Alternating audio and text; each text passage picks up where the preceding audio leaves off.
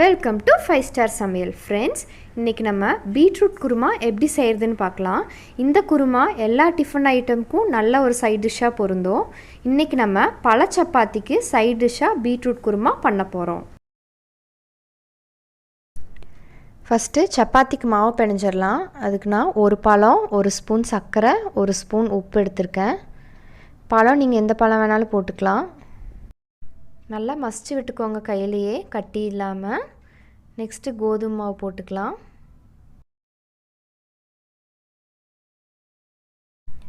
கால் kilo கோதுமை மாவு எடுத்திருக்கேன். கொஞ்சம் கொஞ்சமாக தண்ணி விட்டு பிணைஞ்சிக்கோங்க.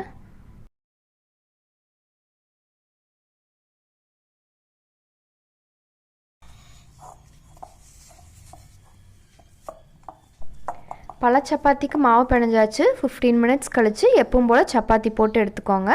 இப்போ குருமா எப்படி செய்கிறங்கிறத பார்க்கலாம்.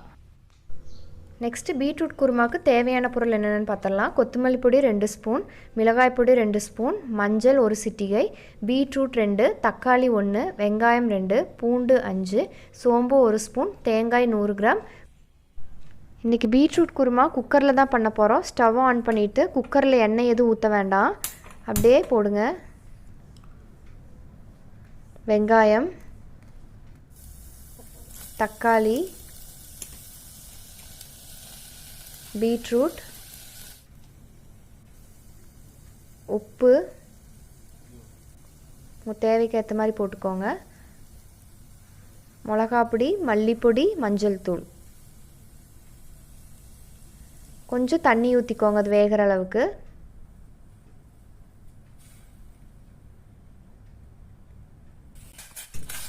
நல்லா மிக்ஸ் பண்ணி விட்டுக்கோங்க.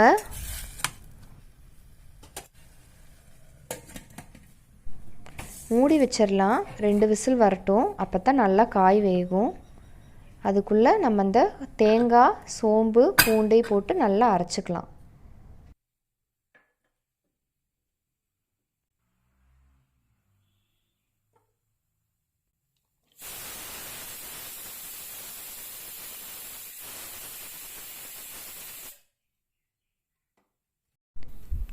தேங்காய் அரைச்சாச்சு. குக்கர் விசில் அடங்கினோடனே அது கூட இதெல்லாம் ஆட் பண்ணிக்கலாம்.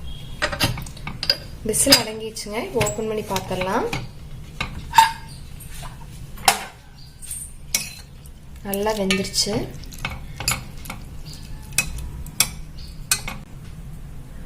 அரைச்சி வச்சு தேங்காய் ஊற்றிடலாம்.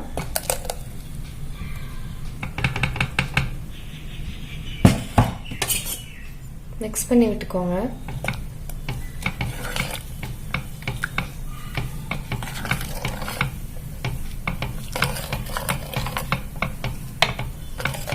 நல்லா கொதிக்கணும். பச்சை வாசனை போகிற அளவுக்கு கொதிக்கணும்.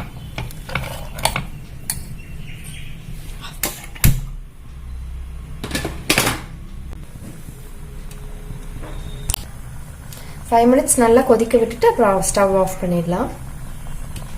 நல்லா கொதிச்சிருச்சு, பச்சை வாசனை போயிடுச்சு. இப்போ ஸ்டவ் ஆஃப் பண்ணிட்டு தாளிச்சு ஊற்றிடலாம்.